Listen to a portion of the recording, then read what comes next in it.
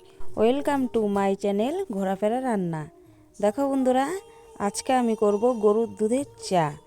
কি করে করব দেখো। আমি দুধ বসিয়ে নিয়েছি গ্যাসে।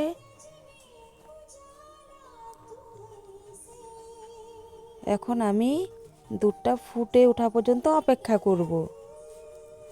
যত চায়ে জাল দিব তত চা কিন্তু টেস্টি হয়। দেখো দুধ ফুটে উঠেছে। এখন আমি দিয়ে দেব গোটা এলাচ, আর দিয়ে দিব থেতো করে রাখা আদা।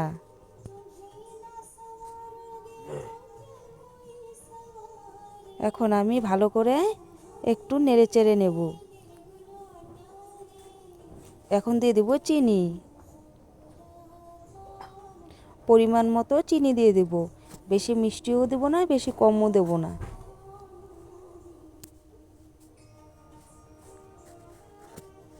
যারা বেশি খায় তারা বেশি দিতে পারো, যারা কম খায় তারা কম দেবে।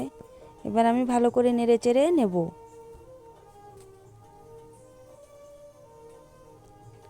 এবার দিয়ে দিব চা পাতা।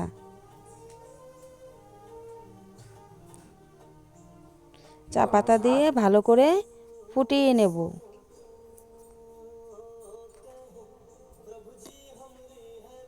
দেখো কি সুন্দর ফুটিয়ে নিয়েছি। যত ফোটাবো ততই কিন্তু চায়ের টেস্ট আসে ভালো।